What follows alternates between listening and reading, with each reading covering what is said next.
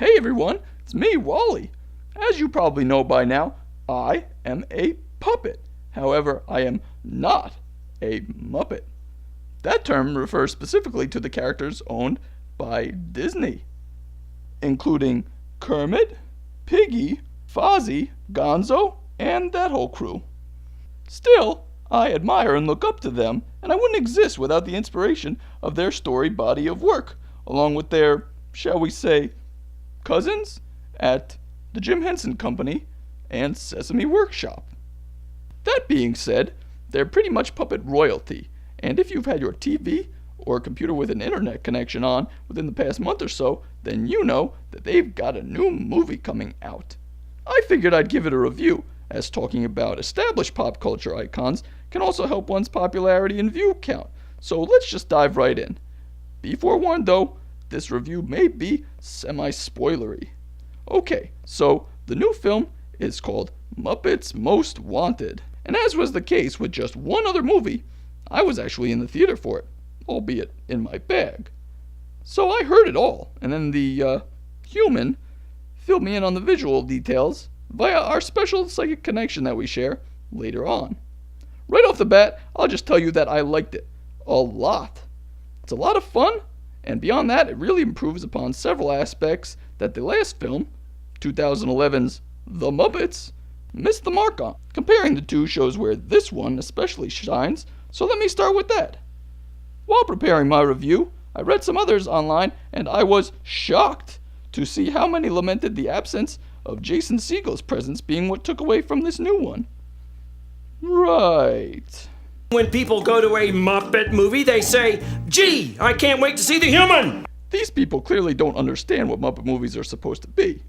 While fans are grateful, appreciating the push Siegel gave to get the Muppets back in theaters, he is not the center of the Muppets universe. He did the right thing by bowing out this go-round. A major complaint amongst fans was that the human stars of the last one were just that, the stars of the last one. Thankfully, this is rectified here. While promotional materials make sure you know about Ricky Gervais, Ty Burrell, and Tina Fey starring in this new one, they play their parts, moving the plot along, serving the greater roles of the Muppet family of characters. In short, the Muppets are the true stars, as it should be. Speaking of the Muppets being the stars, it really is a testament to their performers.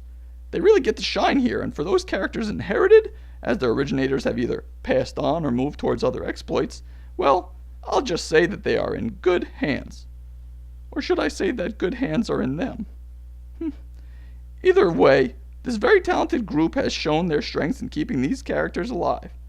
While longtime performers like Dave Goelz and Steve Whitmire, who's been taking care of Kermit for almost 25 years now, have had plenty of time with their characters and ones they took over, the rest of the current generation of performers also really own their characters, whether original or inherited. It's not blasphemy to say that these days, Eric Jacobson is Piggy, Fozzie, Animal, and Sam Eagle. Bill Beretta is Ralph, Dr. Teeth, and the Swedish Chef. David Rudman is Scooter and Janice.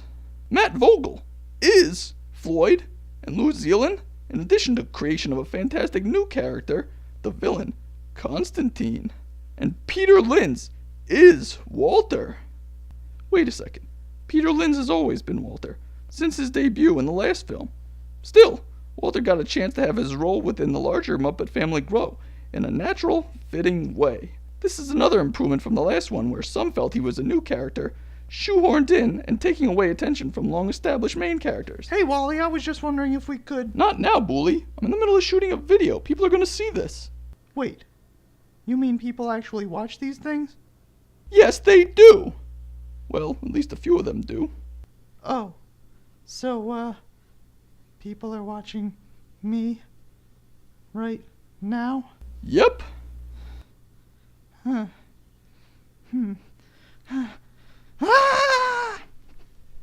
Sorry about that interruption. Where was I? Oh, right, I know. Another significant improvement I must mention is the use of digital effects.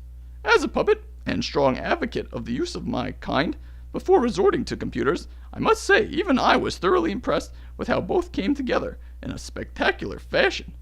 While the last film had a crude, obviously CGI Swedish chef spinning through the air like a ninja, Most Wanted features the villain, Constantine, flipping and hopping about, as a frog often does, and even showing off some very visually impressive dance moves in his duet with Gervais. The digital effects serve the puppetry, as it should be. Also, while Disney is known for cross-pollinating its various franchises, it's not as blatant this time around. Cameos that might have seemed forced are thankfully brief. Also, there are not multiple shots of a very obvious billboard promoting a non-Muppet Disney production which served to date the film on later rewatchings. Of course, there is a bit of product placement, as to be expected, where a Subway sandwich plays a crucial role in saving the day undoing the villain's evil plot. One aspect that really stands out in this film is the music. Brett McKenzie returns, and he really knocked it out of the park. The Muppets had several enjoyable songs, one of which landed Brett an Oscar win. Still, there was a lot of contemporary pop music peppered in. When the newest edition, Walter, insists that they do things to music, do they burst into a stirring original number? No. They turn on the radio and play what is sometimes considered the worst song ever. Well, alrighty. We built this city. We built this city on rock and roll. We built this city. Right from the start, it's apparent that music will be a strong point, as they quickly transition from where the last film ended into a song about what comes with making a sequel. It really sets the tone and feels like it belongs in one of the classic Muppet films. It's a real toe tapper, at least from what I understand from people who have toes. There are a few pop songs thrown in, but they fit within the context of the Muppet Show on tour. The Muppets are sort of the ultimate cover artists. Still, as with random cameos, these bits are appropriately brief. The original songs, however, are powerful and fun, coming in a variety of styles and all serving the characters and story. If you don't yet believe me that this is a great movie that is worth your time seeing, let me tell you how it does something some might not have thought possible. It makes people like Ricky Gervais and Celine Dion not only tolerable, but enjoyable. Gervais is a good fit here for a slimy criminal posing as a tour manager, and he plays off the new character Constantine quite well. Dion has a memorable role as well, basically appearing as an exaggerated version of herself in a charming bit of self-parody. Jermaine Clement also joins Brett and director/co-writer James Bobin for this installment. It's like a full-on Flight of the Conchords reunion. However, Murray is sadly not present. Bobin, along with returning co-writer Nicholas Stoller, show that they've really gained a better understanding of the characters this time around, not at all at a loss from the lack of Siegel's influence. As they've put the spotlight back on the Muppets themselves, they've also given more of them time to shine. Gonzo gets more to do than in the previous film, as do Bunsen and Beaker, and he also doesn't come off as an out-of-character jerk at all either, so that's a plus. Plenty of secondary and even tertiary characters show up, so spotting them is just as fun as with the human cameos. However, this is where I want to bring up the very few complaints that I have about Muppets Most Wanted. Online, it was made known that Louise Gold, the one Brit and primary female performer during the original Muppet Show's run, would be returning for this film, along with her signature character, Annie Sue, a pig understudy and admirer of Piggy. While she is visible in crowd scenes, as far as I can remember, she is merely seen and never heard.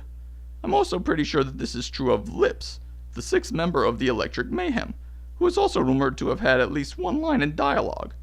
Hopefully, if they were featured in scenes that were cut, they will make their way to home video, but that's another story for perhaps another video. Otherwise, the other little nitpick is a bit of a funny one. More funny strange than funny ha-ha, though. At the end of the delightful opening number, The Muppets Again, pronounced that way for the sake of rhyming, is suggested and quickly accepted. You may not know, but that was the original title of this movie. I feel they made the right choice in the end. For this reason, it's odd that they go straight from that to the title screen revealing Muppets Most Wanted without anything included to even remotely attempt to explain or laugh off that change. Maybe a little reshoot of an added gag could have worked to smooth that transition, as it would fit with the self-referential nature of the Muppets, especially present in this film, with some really great jokes in that vein. In the end, it's a very fun, entertaining outing for the Muppets, which feels both classic and modern at the same time. It pays respect to what came before, while not just getting washed away in nostalgia, unable to actually move the characters forward. I'd thoroughly recommend it for anybody, but especially families and passionate Muppet fans. Speaking of paying respects, be sure to stay through the credits. No, there's sadly not a scene with Nick Fury allowing Disney to merge their Marvel and Muppet franchises. What does appear are some fun bits within the credits and a nice nod to some major figures of Muppetdom that recently passed away. Definitely a classy touch. Well, that about wraps it up for me. Thanks for hearing me out. Make sure to check out Muppets Most Wanted in theaters, and if you like it, check it out again. Any support for the Muppets is support for more puppet-based entertainment in general, and that helps your old pal Wally. Thanks again. Bye.